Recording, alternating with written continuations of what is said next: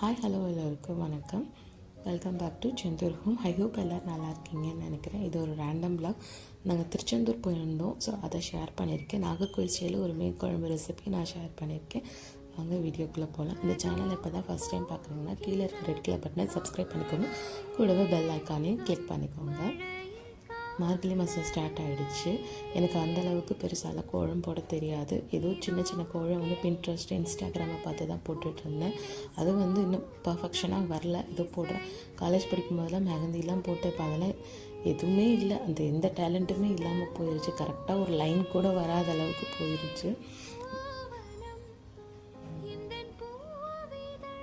இப்போ தான் கொஞ்சம் கொஞ்சமாக கற்றுட்ருக்கேன். ரொம்ப நாள் கழித்து நான் வீடியோ போடுறேன். ஆல்ரெடி நம்ம என்ன இதுன்னு சுச்சுவேஷன் சொல்லி நான் வீடியோ போட்டிருக்கேன். நான் இப்போ வந்து அம்மா வீட்டில் தான் இருக்கேன். ரீசெண்டாக நாங்கள் திருச்செந்தூர் போயிருந்தோம். கிட்டத்தட்ட ஒரு 4 வருஷமாக பிளான் பண்ணி இப்போ தான் வந்தது. உடனேலாம் போகல, இன்றைக்கி போகலாம் நாளைக்கு போகலாம். கிட்டத்தட்ட ஒரு மாதத்துக்கு அக்டோபரில் பிளான் பண்ணி நவம்பரில் தான் நாங்கள் போய் சேர்ந்தோம். போயிட்டு திவ்யமாக முருகனை தரிசிச்சுட்டு வந்துட்டோம். எடுத்துகிட்டு போகிறதுக்கு லன்ச் நாங்கள் வெளியே வாங்கிக்கல. நாங்கள் சப்பாத்தி, தக்காளி தொக்கும், கூடவே வந்து பூண்டு சட்னி, இட்லி எடுத்துக்கிட்டோம். எல்லாம் ரெடி பண்ணி நானும் என்னோடய ஃப்ரெண்டும் போயிருந்தோம். அதாவது ஃப்ரெண்டோட ஹஸ்பண்ட், என்னோடய ஹஸ்பண்ட், அப்புறம் சாய் போயிருந்தோம். கரூர்லேருந்து பார்த்திங்கன்னா ஒரு 7:30 போல் தான் கிளம்பியிருந்தோம். இங்கேருந்து கார் வந்து சர்வீஸ் விட்டு தான் எடுத்துகிட்டு வந்திருந்தோம். அரவக்குறிச்சி போகும்போதே பார்த்திங்கன்னா கொஞ்சம் மக்கர் பண்ண ஆரம்பிச்சு. அதுக்கப்புறம் திண்டுக்கல் போய் ஒரு ஷெட்டில் போட்டு எப்படியாவது பார்த்துட்டு தான் போகணும். ஏன்னா குழந்தை வச்சுருக்க சேஃப்டி முக்கியம்னு சொல்லிட்டு போய் பார்த்துட்டு தான் போகணும். கிட்டத்தட்ட 10 o'clock அங்கே போகணும் நைட்டு. ஆனால் எங்களுக்கு வந்து 3:30க்கு தான் வந்து அங்கே வந்து கார் ரெடி ஆகிடுச்சு. செம்ம வேலையை வச்சிருச்சு. கிட்டத்தட்ட ஒரு 5,000 பக்கம் செலவாயிடுச்சு. ஸோ அப்புறம் வந்து மார்னிங் தான் நாங்கள் ரூமுக்கு ரீச் ஆனவே வந்துட்டு இதுதான் நாங்கள் தங்கியிருந்த ரூம். இதோட டீட்டெயில் நான் கேட்குறேன். ரீசனபிள் ப்ரைஸ், நீட்டாகவும் இருந்துச்சு. ஹோம் ஸ்டேயில் தான் நாங்கள் புக் பண்ணியிருந்தோம். ஆல்ரெடி நம்ம நைட்டே வர வேண்டியிருந்தது. மார்னிங் வந்தனால ஆஃப்டர்நூன் ஒருத்தவங்க புக் பண்ணிட்டாங்க. ரெஃப்ரெஷ் பண்ணுறதுக்கு மட்டும்தான் அந்த ரூமில் வந்து நமக்கு டைம் இருந்தது. அங்கேருந்து கோவிலுக்கு போய்ட்டு, கோவிலேருந்து தான் ஷார்ட் வீடியோவில் பார்த்துருப்பீங்க. அங்கேருந்து முடிச்சுட்டு வந்து காயல்பட்டினம் போயிருந்தோம். சரி, காயல்பட்டினத்தில் போய் சாப்பிட்டுக்கலான்னு சொல்லிட்டு இந்த காயல் கிச்சன் வந்து வீடியோஸ் எல்லாம் பார்ப்பேன். அப்போ வந்து இந்த ஊர் வந்து போய் பார்க்கணுன்னு நினப்பேன். பட் வந்து இப்போ டைம் கிடச்சனால போயிருந்தேன். அங்கே போயிருந்தபோது அங்கே சாப்பிட்டுக்கலாம்னு நினச்சேன். பட் நாங்கள் போன இடம் தப்பாக என்னன்னு எங்களுக்கு தெரியாது. இது மட்டும்தான் வந்து இந்த கடற்கரை ஒட்டி இது தான் இருந்துச்சு, காயல்பட்டினம் பீச்சு. கொஞ்சம் நேரம் அங்கே போய் டைம் ஸ்பெண்ட் பண்ணிவிட்டு கிட்டத்தட்ட 1 hour கிட்ட அங்கே இருந்திருப்போம். ரொம்ப ரொம்ப நல்லா இருந்தது. திருச்செந்தூரை கம்பேர் பண்ணும்போது இங்கே வந்து அலையோட வேவ்ஸ் வந்து ரொம்ப கம்மியாக இருந்தது.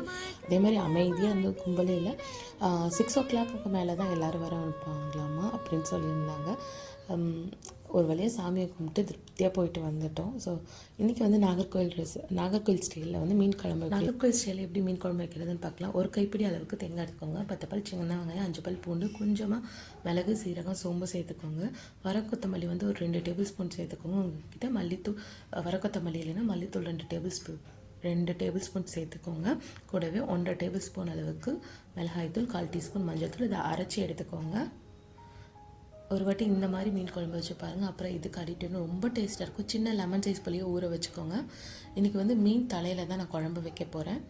நீங்கள் எந்த மீனாக இருந்தாலும் இந்த மெத்தடில் வைங்க, ரொம்ப நல்லாயிருக்கும். 2 தக்காளி பழத்தை அப்படியே சேர்த்துக்கோங்க. நம்ம தாளிக்க போகிறதுல எண்ணெயும் கம்மியாக செலவாகும். 4 பச்சை மிளகா கீரை சேர்த்துக்கோங்க. கூடவே ஒரு கொத்து கருவேப்பிலை சேர்த்துக்கோங்க. நம்ம கரைச்சி வச்ச புளியை சேர்த்துக்கோங்க.